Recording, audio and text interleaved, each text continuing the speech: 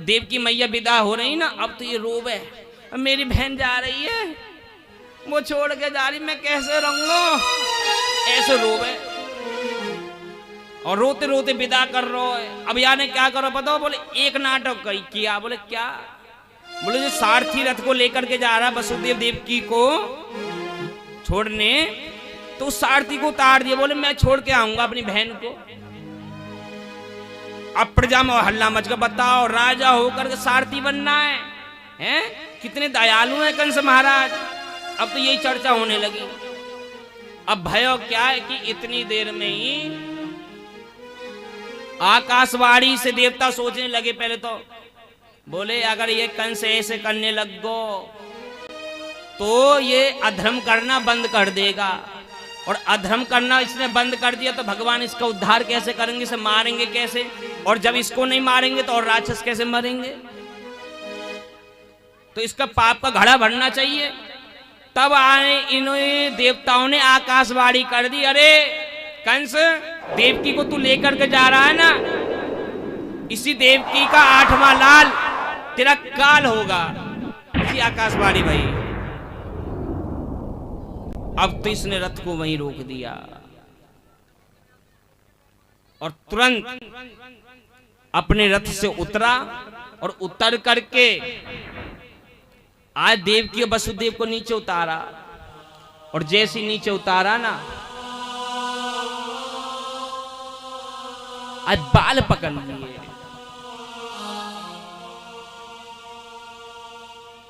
आज जैसे बाल पकड़ के खींचने लगा और देवताओं से कहता, रहे हो देवताओं, तुम कह रहे हो इस देवकी का 8वां लाल मेरा खाल होगा, मैं इसी को जो मार दूंगा जब वो पैदा ही नहीं होगा, है? मैं इस देवकी को ही नहीं छोड़ूंगा। आज जैसी तलवार उठा करके मारने जा रहा था ना देवकी को, इतने वसुदेव जी ने हाथ रोक दिया। बोले कंस, एक स्त्री पर तो हाथ उठाता तो शर्म नहीं आती है?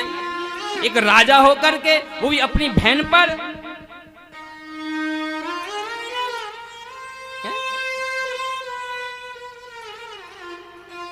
अरे तुझे इसके पुत्रों से तो तकलीफ है ना, तेरा काल इसका पुत्र होगा, ये थोड़ी है।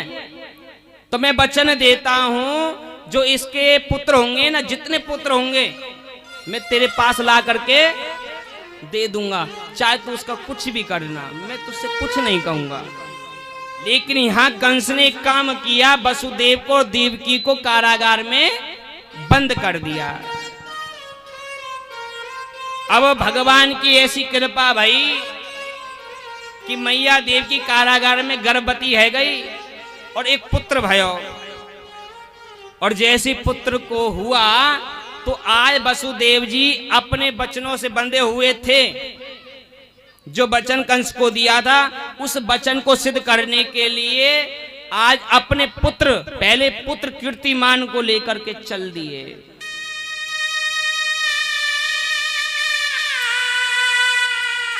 आज जब अपने पुत्र को ले जाने लगे ना, इधर मैया देवकी ने पैर पकड़ लिए वसुदेव के।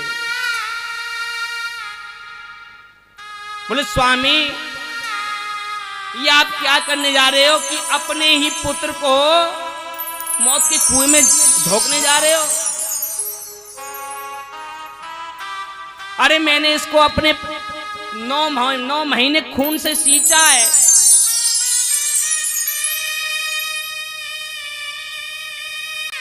ये मेरा बेटा, ये तुम्हारा पुत्र, तुम ऐसे पिता होकर के ऐसे कैसे कर सकते हो?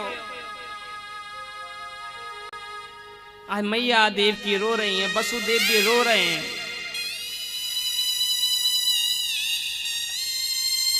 लेकिन वचन से बंधे हुए थे।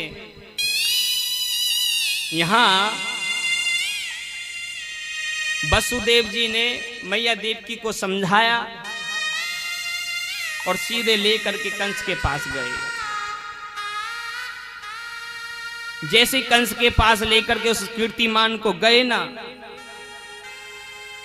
कंस से बोले, हे कंस, ले मेरा पहला पुत्र तेरे पास आया है, जो तुझे करना खूब कर।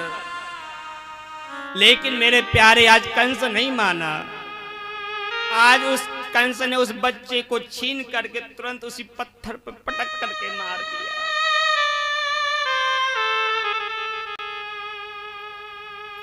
आज मैया रोती रही, वसुदेव जी के नेत्रों में सुधारा बह रही है, लेकिन कुछ कह नहीं पा रहे, वचन में बंधे हुए।